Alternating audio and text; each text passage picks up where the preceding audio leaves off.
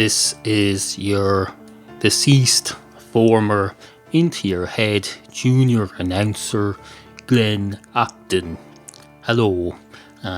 Won't keep you long, don't worry. I just thought I'd pop my deceased head in and say hello, seeing as how it's episode 600.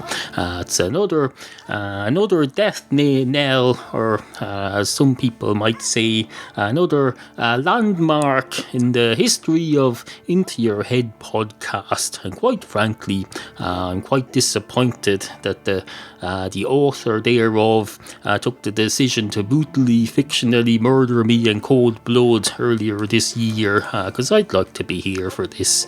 I'm not really here. Maybe you can hear me, or maybe you can't. I've no way of knowing. I don't have access to the equipment anymore. Suffice to say, it's a bit like that. What's that film with your man, Patrick, what's his name, and your one out of Star Trek, where he comes back as a ghost and they do the thing with the pottery. I'm a bit like that, except I'm not really dead in real life, unlike Patrick was, although he wasn't dead in real life at the time when he did that. Maybe I'll be the first dead person to act in a fictional real thing in the world of the living. We'll never know. We'll see how this pans out. Anyway, suffice to say, don't cry for me, Argentina, I'm already dead. There you go. I preempted something that my killer does later in today's show. That's my revenge for now, until I think of something more meaningful that I can do to him. Anyway, here's your host, Neal from Ireland.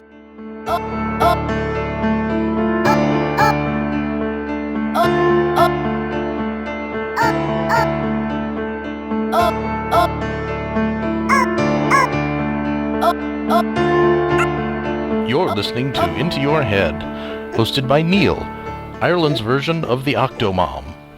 Except he's a dude, and has cats. You join me at the tremendously exciting moment. It's Into Your Head, number 600 for Friday. We've a lot to get on with today. Items that need to be attended to, issues that need to be addressed, topics. Oh, topics. We've got lots and lots of topics. We're positively booming to the seams with topics. We've got topics coming out of the very fact that we're here. That's a topic in itself. That's a pretty much bottomless bucket of topic, I can tell you. There's no, and not to be confused with a bucket with a hole in it. A bucket full of topics with a hole in the bottom. It's a lot different from a bottomless bucket of topics. You'll learn that pretty swiftly if you go into a coffee shop and they'll say, oh, we have a bottomless bucket of coffee here. We also have a much cheaper hole in the bottom bucket of coffee. Take your pick. Would you like the one with the hole in the bottom? Only little problem with that is that it's no longer able to contain the coffee. If you reach into that bucket for some coffee, you'll find it's not there, unless it's filled up with bags of dried, unprocessed coffee beans, in which case it might be able to contain them for a while if it's sitting on a counter or something, I suppose. But no, usually when they say a bottomless bucket, they mean a bucket that never runs out until you outstay your welcome. You're living there for several bollocks. This is a load of crap. This is no way to start the 600th episode of Into Your Head. As far as is it the 600th though? I don't know. We've had some A episodes. We've had some 399 and a half number episodes. We've had some in between. If I remember rightly, we completely skipped number 20 something for some reason. There was some. It was decided it was cursed or something. Was it 20 something or 30 something? One of the early episodes. But I've made up for that many times by having half number episodes, so we're well past the 600 by now. So you don't be saying that you're being ripped off in any way. Suffice to say, I deem this to be episode 600 because it comes after episode 599, and if that's not enough for you, the sequential numbering of numbers, I don't know what to tell you. What will I tell you? I suppose I could tell you to fuck off and take a running jump for yourself. yourself until you've got a long-running podcast that's gone on for 6 years and 600 odd episodes. When you've achieved that, you come back to me and teach your grandmother how to suck eggs, and then I'll tell you. Then I'll deal with you on a level playing pitch with an even keel. But until then, no, I know more about this than you. I know. It's not to say much, I suppose. If I say too much, then you'll know it too, and then you'll catch up, and then where we'll be? Then we'll be even. I don't want you, the ignorant masses, catching up on me, because then I'll lose my unique selling point as well, which is that I'm above you. That's the only selling point you have in the media now, that you're above the people who are listening or watching. People don't want to watch anything that's below them. If you put on a programme, for example, about a fella who didn't know what a television was, and frankly didn't know he was being filmed, that would get a bit old after a while. You'd feel, this fella doesn't deserve 15 minutes of fame. He doesn't even know what he's at. What the freaking hell is this? Or maybe you wouldn't, I don't know. I don't know what you young people watch on television anymore. But on the MTV now, and that's all. Sweet 16, and pregnant, and murdered, and living in a pad. They show you around their pad. They show gangsters showing you around their pad. They say, this is my pad. Come and have a look at it. I've pimped my pad. I've put some pimp soul. What's a pimp soul? I don't know. Is there a thing called a pimp soul or a pimp soul or something? I don't know. I'm not very well up on the world of rappers and prostitute managers and all these sorts of things. Quite frankly, that's not really my thing. No, I'm more the host of Into Your Head, the long-running podcast from Ireland, and welcome to it. Hello. Two cats walk into a bar. One of the cats straight away leaves. He says, I've had enough of this crap. Every time we walk into a fucking bar, something either too exciting for my liking or something at best ugly and dangerous happens. Frankly, I feel like I'm the subject of a joke every time I come in here. Well, I'm having no more of this. I'm not going to be the subject of a joke. So the cat, he walks straight out. The other cat doesn't notice. He's busy walking straight up to the bar because it's his round. Little does he know that he could save himself 50% of the price of the round by turning around right now and checking whether his friend is still there. But no, he doesn't. But not to worry. There's more important things than saving a cat a couple of quid's worth of money in a bar, you know. There's more to life than acquiring wealth or retaining it. Not that this cat has much wealth, although he's probably obviously not that too badly off if he's able to walk into a bar every time I need a story for a podcast. Because I tell you, they don't let you repeatedly walk into a bar if you have a proven track record of not being in a position to pay for anything. No, that sort of thing is it's not tolerated in any way, shape, and nor should it be. Because this, after all, is a capitalist country. You don't just go. It's not like Russia where you walk into a bar and you say, "Oh, here's my national beer card. Can I have some beer, please? Can I have my daily ration of beer, please, Minister for Local Bar Management?" And the local bar management minister will say, "Certainly, young man. Can I see your national identification card?" And the young man says, "Certainly. Of course, you probably can. I don't know. Do you want me to get an optician?" And the barman will say, "Don't be a smart arse. I remember what happened to the Tsar." And the smart arse says, "Do you mean Tsar spelled C-Z-A-R or Tsar spelled T-S-A-R? Because we never quite figured that out in school. Sometimes the Tsar of Russia was spelled one way and sometimes it was spelled the other way, and apparently both were considered acceptable in at least my textbooks here in Ireland. Ireland anyway, says the cat. I've lost track of the conversation now. Not to worry, because it's all entirely fictional, and it's of little meaning to the world outside. We don't have to have much meaning in these days, especially not today when we're celebrating. This is a celebratory episode. It's the 600th extravaganza program from Into Your Head, and quite frankly, if that's not enough of an occasion for you, then adding a sensible conversation between the fictional cat and the fictional Russian bar manager minister isn't going to cut the mustard in terms of your apparently very high standards of desire for content. So I won't be able to please you no matter what I do here. So I might as well just give up and go with the flow. Just like the salmons do. That's what salmons do.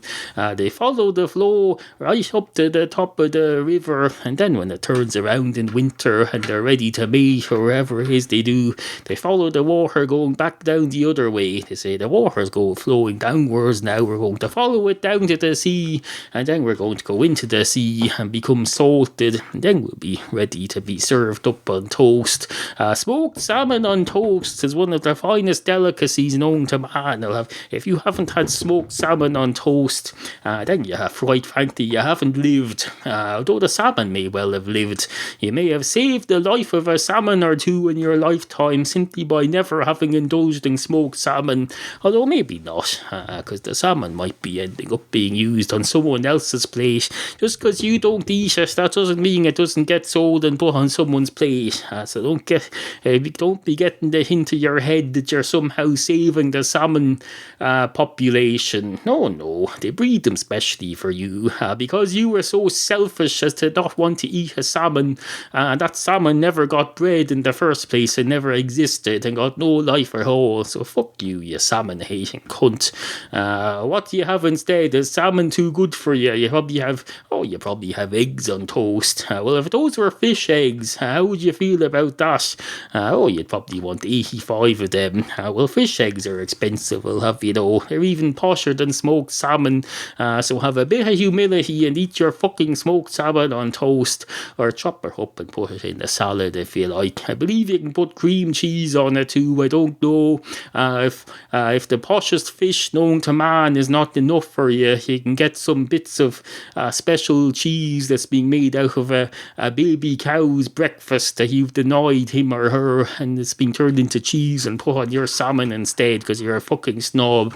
Well, if that's what it takes to get you to eat some salmon and save a salmon's life for a couple of months, then I suppose that's what we have to do to please the likes of you. Otherwise, we're not going to get anywhere. We're never going to advance this species into the 21st century of processed salmons and. Anyway, where was I? Oh, yes, the cat's there, and he says to the barman, can I have 2 pints of government issue beer, please? And the barman says, no, you can have normal beer, normal commercial beer, because this is, remember, not really a pub in Russia, and even if it was, I don't think our portrayal of a Russian pub was quite true to life. Either way, I don't know how we got down that road of this being a government-owned Russian pub, but it's not. So, take a pick from your selection of beers here. You've got Carlsberg, you've got Guinness, which I suppose isn't a beer, it's a stout, and Carlsberg is a lager, isn't it? I don't know what counts as a beer anymore. Let's just call them all beer. My wife refers to cider as a beer. She says, let's get a few beers, and we end up getting cider. Absolutely fucking, that's the next generation for you now in Ireland. These Bulmers came along. They're brewed a couple of hours down the road from here. They brew Bulmers and Magners, which is the same thing, and they put it in the cans, and they say to the students in the colleges, they'll say, here's a new type of beer for you that's not beer at all, it's apple juice. Go and pour that down your gullet. We'll put it in big fancy bottles with 8 tons of ice. You can pretend you're in a hot country. Absolutely fucking ridiculous, says the barman. Anyway, on with the show.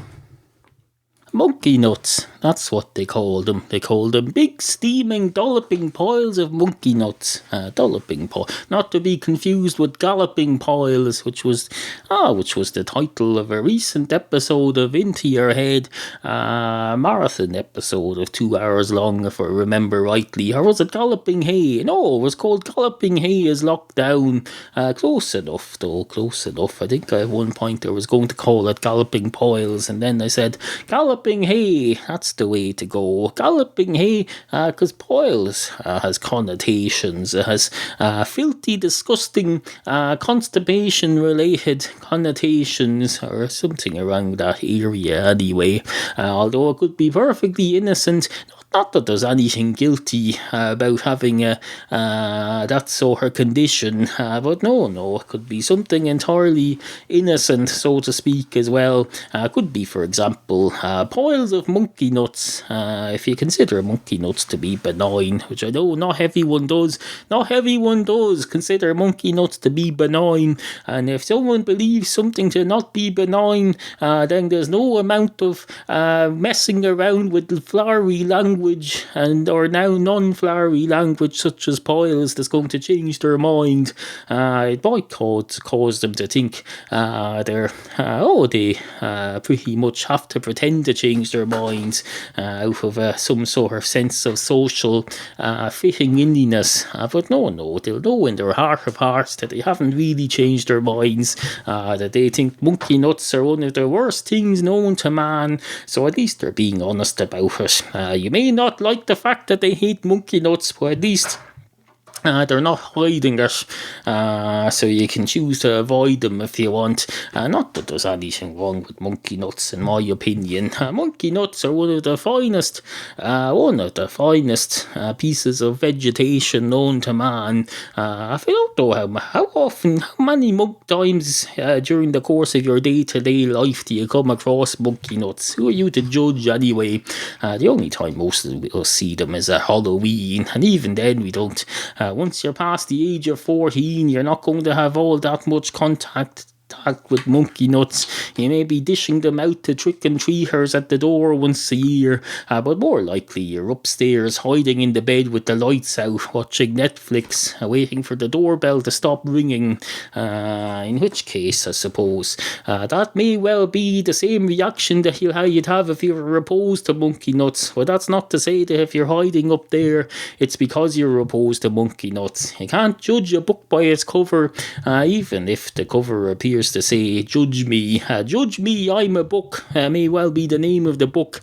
That doesn't mean you can judge it by that title. No, you judge a book by what's inside it. You say, look, let's have a look at this. Chapter 1. Pippi the cat sat down on his pile of monkey nuts. It's a cheap but available substitute for Pile's beanbag sofa, which hadn't arrived in the post yet, not least because Pippi didn't have a fixed address, and they don't dispatch things to P.O. boxes, and even if they did, she would have no way of getting it from the P.O. box at the local post office centre to her home, which didn't exist because she doesn't have a home, hence the need for a P.O. box. So it's a vicious circle, that's what it is. Anyway, Pippi sat on her bag of monkey nuts, wishing her days away. Well, not really, that's a bit, let's not go over the top here. She was just sitting on her pile of, she probably didn't even know it was monkey nuts. Cats don't necessarily recognise things for what they are. They may even have their own words for things. What you think of as a bag of monkey nuts, they think of as a semi-comfortable sofa, and if they've something else that might be it might be some soft, half-rotting wood covered in cloth. They might think of that as a semi-comfortable sofa too. So to them, there's no difference between a rotting piece of furniture with a cloth over it and a bag of monkey nuts. They think that's exactly the same thing. They don't even know about the monkey nuts. So it's all about perspective, I suppose, is the moral. The moral of this story here, admittedly not a very long or complete story, but we got to the moral at the very beginning, so there's no need to take it any further. There's still more to come on Into Your Head. this week's 3 episodes of Into Your Head, including this one, which is the third of 3. It's the third in a trilogy of 3, just like the Holy Trinity. We have the Father, which is Monday's show, the Son, which was Wednesday's show, and the Holy Spirit, which is this show. Now, it's just a metaphor, so let's not get carried away. Anyway, this week's show are being sponsored by another podcast, another fine up-and-coming podcast by some young men from North America, Podcast LOL at podcastlol.com. Podcast LOL at podcastlol.com flags itself as an unscripted podcast with no point or direction and shitty sound quality, but it's much more than that. They talk about a range of controversial and fun and interesting issues every week. These fellas sit around either a real table or a metaphorical table. It doesn't matter which. This is all theatre of the mind, until of course they start becoming one of those fancy young people now. They're all doing these video shows of their podcasts. I don't think these people are doing that yet, and I hope they never do, because I'll tell you, that's when the young people, they get carried away. They'll say, oh, we're going to make this into a TV show now. We'll sit at a desk smoking and drinking beer, and we'll forget what brought us here in the first place, which was quality audio discussion. And that's what you get at Podcast LOL. Fun and controversial and pointless and unscripted conversation between some interesting gentlemen and possibly ladies as well. So go listen to Podcast LOL at podcastlol.com, sponsors of this week's episode of Into Your Head podcast. Thank you very much indeed, gentlemen.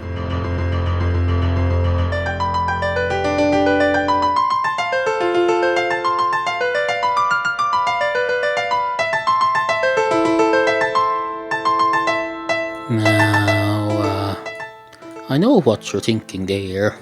You're thinking, oh, you're thinking, oh, you're thinking, oh, you're thinking, oh, you're thinking, oh, you're thinking, oh, Christ. Well, that's what I'm thinking. No, what you're thinking is something very similar, though, because you're listening to this and it's going into your brain and you're analysing it and you're thinking, oh, he seems to be saying, I know what you're thinking there. You're thinking, oh, you're thinking, oh, you're thinking, oh, etc. I wonder what he means by that. Well, I pretty much mean the same thing that you mean when you think that. I don't know what I mean by that. I'm only reading your thoughts verbatim. I don't know what they mean. If you can't tell me what they mean when you hear them read back to you by me, then I don't know how I can help you here. I'm not a frigging psychoanalyst. I'm not a reader of ancient encrypted code and languages. Where would you be if you came along and saw a cave painting and said, oh, there was a picture of a fella with a dragon's head or something and a lizard beside it and a snake coming out of it and the words,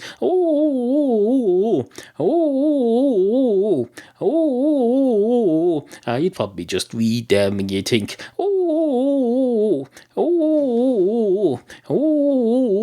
as you read them, and then you think, oh Christ, this fella, these people, despite their ancient ways and their theories about gods with dragons' heads on them and their very old-fashioned method of communicating through cave painting scratchings, they seem to be thinking pretty much the same way as me. What does that tell you about me? Well, it tells you that I'm pretty much an ape. I may as well be living back in caveman days, drawing things on caves, but in actual fact I'm not. I'm here in this museum that's been built in a cave that was once, back in its day, one of the finest homes in the country.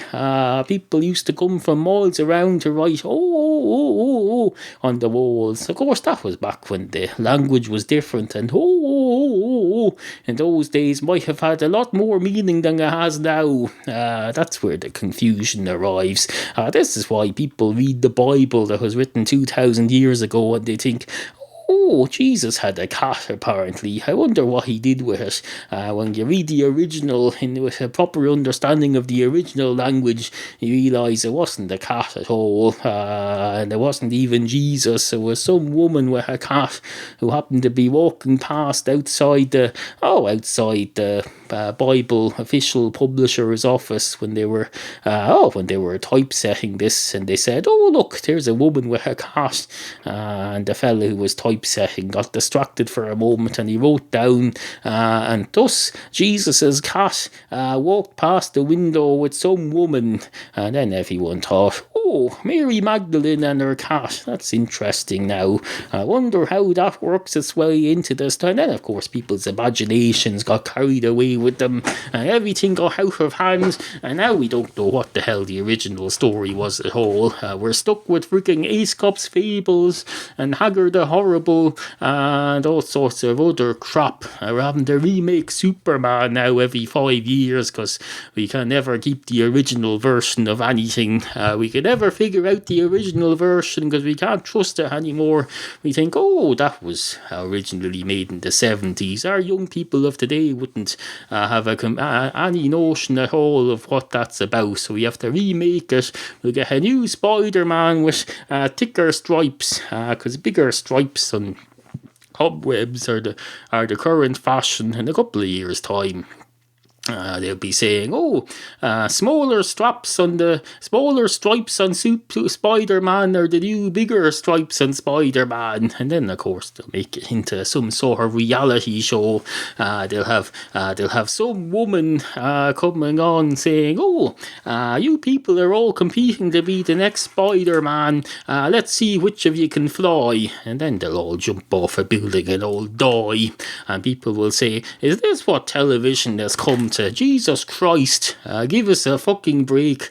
Why can't we go back to the old days of cowboys and Indians and the fella reading the news and another fella telling us what was happening with Hitler, and then Tom and Jerry coming on and waving Nazi symbols around and then burning them at the stake, and then making a steak sandwich, which of course, not of course, I say of course, but this stuff doesn't automatically fall into place, it's not always as clear cut as all that, so to say of course is a bit too cocky, especially during war times. But of course you can't be sure of anything, especially if it's like this and it's fictional and it's being made up as I go along. If you get too cocky with that sort of thing, I can tell you, that's when things go adrift.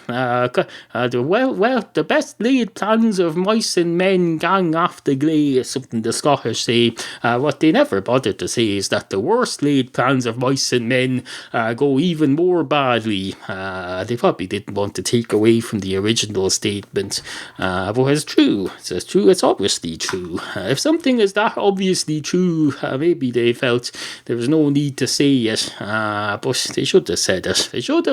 Maybe they didn't know that their gang after gley thing was going to be handed down from generation to generation. If they had, they probably would have been a bit more detailed and specific about it and put it into context. So don't shoot the messenger. Because they're already dead. Don't shoot for me, Argentina. I'm already dead. I wrote this hundreds of years ago. So if you shoot at me, you'll basically be shooting into nothing, or else you'll shoot whoever happens to be standing over my grave at the time, which could be a completely innocent party, or whatever. Where are we going with this? Absolutely nowhere. That's the answer. Absolutely nowhere, except towards closer and closer to the end of today's celebratory 600th episode of Into Your Head Radio. Absolutely fucking fantastic. Do you ever shop at Amazon.com or Amazon UK? Get there through Neal's special Amazon links, and Into Your Head gets a generous cut. Every time. Just visit intoyourhead.com/offers every time you're about to buy anything on Amazon, and follow the special Amazon links to start shopping. Hello, I'm Dustin. I help the show out by doing these adverts for free. You're welcome. Neal says you should thank me by checking out my weekly 2-hour music show, which you can get via intoyourhead.com/Dustin. Dustin, feel free to make changes or add to this one. Right. Yes. I do music, and I talk bullcrap in between the music sometimes. You want details, you go to intoyourhead.com/Dustin. Thank you very much. Sit, Kofi, sit. Good cat.